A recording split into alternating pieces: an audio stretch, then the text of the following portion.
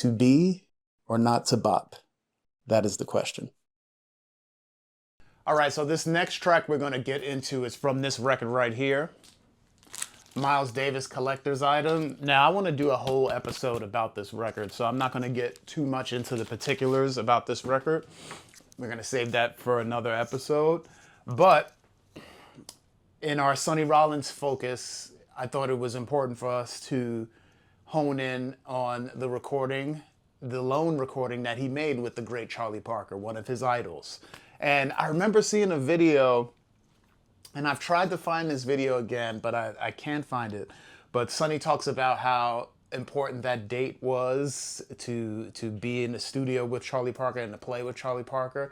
And I think whoever was leading the interview asked Sonny, was he afraid? And I loved his response. He said in the most respectful way, no.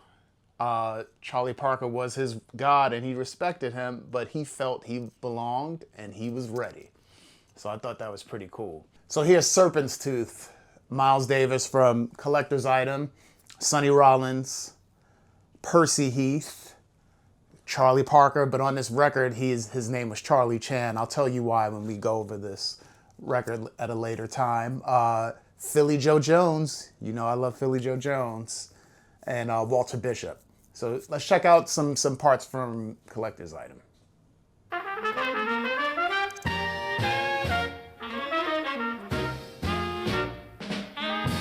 You know we love a great intro. So this song is credited to Miles Davis. Now, you know a lot of times there's some controversy in terms of, did Miles really write this song? But I think this sounds like something he would write, to me. If you have any other information, leave it in the comments.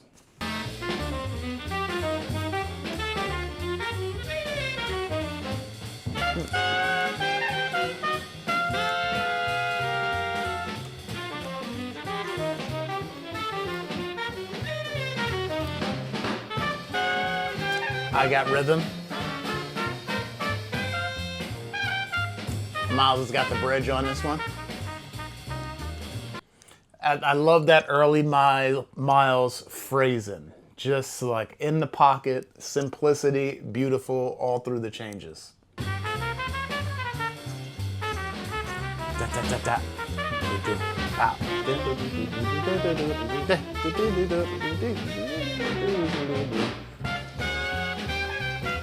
All right, so we're gonna jump ahead a little bit to Sonny's solo on it. Miles takes a beautiful solo on this one, of course, but this is about Sonny. Let's jump on to the Sonny solo. Here we go, Sonny Rollins.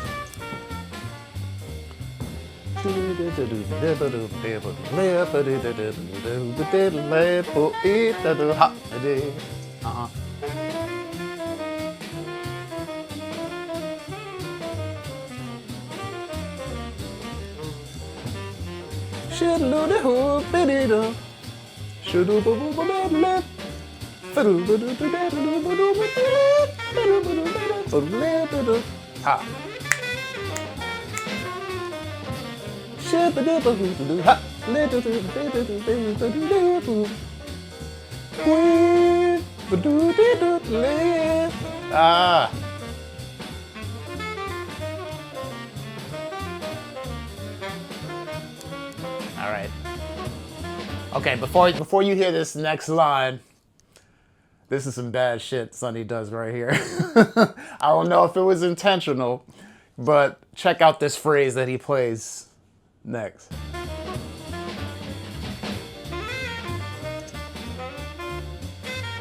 Now I'm gonna go back to that comment I made earlier, how in this interview that I saw with Sonny, he said he wasn't scared.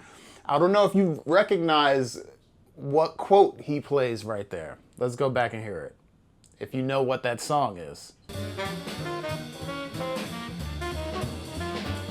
Anything you can do, I can do better. Anything you can do better than you. Pretty hip thing to play in a quote-unquote battle, even though this is not a battle, but like to play before your hero and mentor and to quote a phrase, anything you can do, I can do better. You know, this whole thing is always about respect, but I think it is important when you are in your moment, if you can, if you have the ability to, don't be afraid. Just give it your all. I think the masters want that. You know, I think Bird, you know, and Sonny talked about this. You know, Bird was very proud of Sonny, and he wanted him to succeed. So I'm sure he embraced the fact that Sonny was embracing the challenge. Let's hear a little bit more of the solo.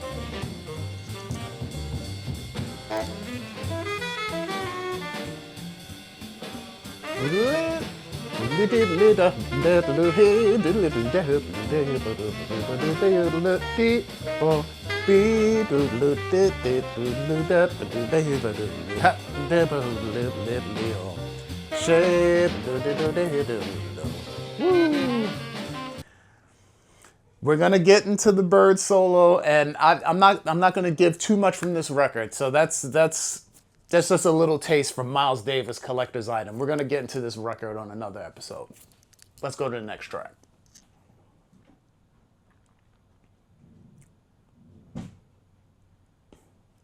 All right, so this next one is Sonny Rollins featured on a Tadd Dameron composition entitled Flossie Lou. It's a very special recording for me. When I heard Clifford Brown solo on Flossie Lou, for me, that's the moment where I said, this is my favorite trumpet player. Not to be outdone, Sonny Rollins takes an incredible solo on this song too. This is the period where I really recognized Sonny, because I was listening to so much Clifford Brown that by default you're going to listen to Sonny Rollins. So I really fell in love with Sonny's playing while falling in love with Clifford Brown's playing. So one of my favorite recordings, Flossie Lou. We'll start with the melody on this one. From Clifford Brown and Max Roach, live at Basin Street. One of the most important records of that band. And Flossie Lou is a beautiful tune. You don't hear this one played a lot.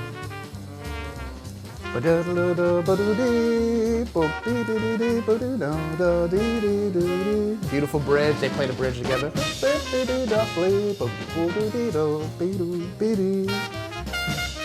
And I don't know if this was an improvised thing or not, but the counter melody that Sonny plays while Clifford plays the main melody, I don't know if he made it up. It's so relaxed. It's so smooth. It's so Sonny-esque in terms of the way he's playing it. It sounds like he might have made it up, but it also fits perfectly with the melody. A great counterline.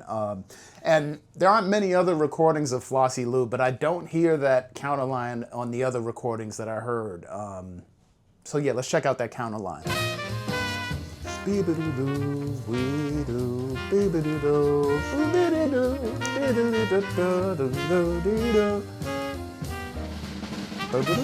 Okay, I talked about Clifford solo in my Clifford Brown episode. Go back and check that out.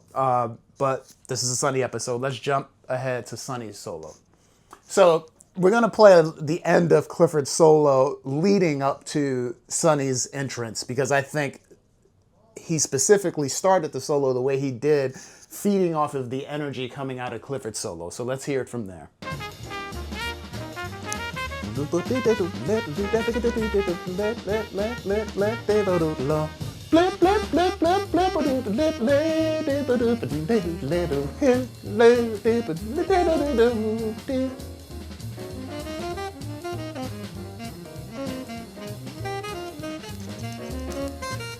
Play the hoop, boo boo did it, play the melody.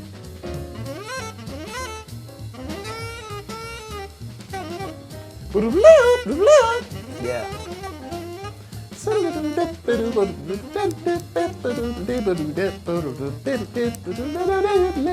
Yeah.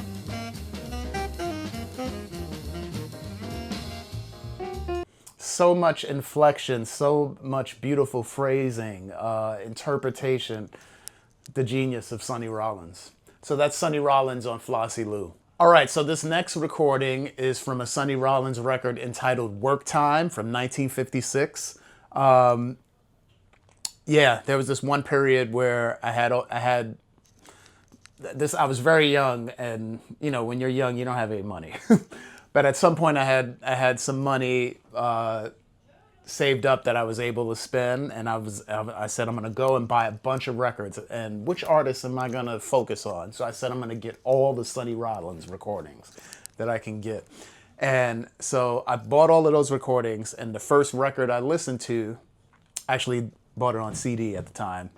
The first one I listened to was Work Time. And the record starts off with Sonny Rollins playing the tune called There's No Business Like Show Business. And let's check out the intro. And this is what I really loved about this recording. This is something you don't usually hear at the beginning of a record. Check this out.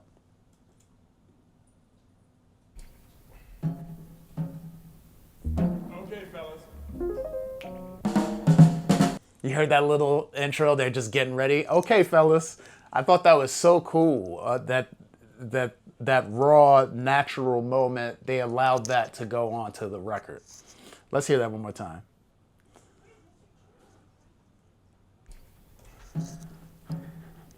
Okay, fellas.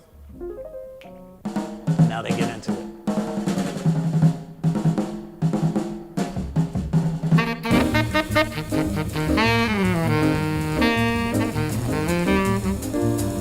I'm gonna just stop there. One of the things that I really loved about this record, it's a quartet record. There isn't another trumpet player, not another frontline instrument.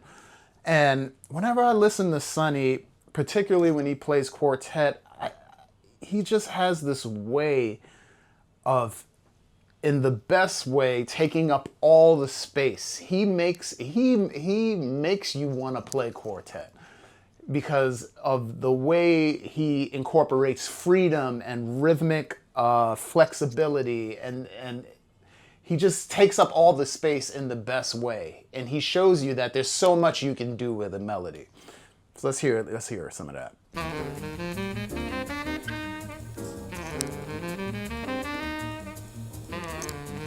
It would be hard to play the melody this way if you're playing it with another horn player.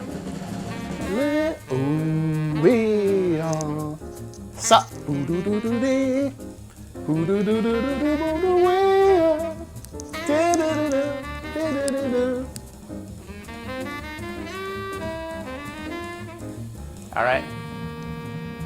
Now this is bad right here. Bang, bang, bang, bang, bang, bang.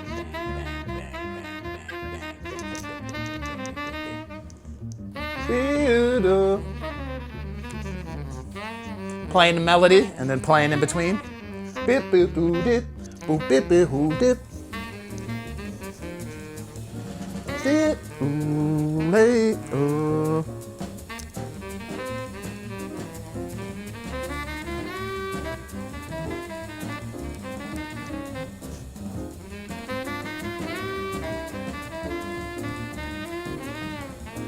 Top, and that's the solo. Now, from the beginning of the song to before we even get to the solo, he's already given you so much musically, and we haven't even gotten to the solo yet. So I'm gonna save that for you. You go ahead and check out this recording, Sonny Rollins' Work Time. All right, I could go on for days checking out Sonny Rollins' solos. There's so many different periods of Sonny Rollins. So we might have to do a part 3 on this one. We might have to do part 3 and get into even more Sonny Rollins solos. We got to talk about the period after the bridge. That was a whole new era of Sonny Rollins. So much great music came after that. So we're going to do another episode. We're going to do part 3. Stay tuned for that. Thank you so much for watching part 2 of our deep dive into Sonny Rollins. Don't forget, if you haven't checked out part 1, go ahead and click on it. We'll see you soon on the next episode of To Be or Not to Bop. Don't forget to like, share, comment, and subscribe. Peace. To be or not to bop? That is the question.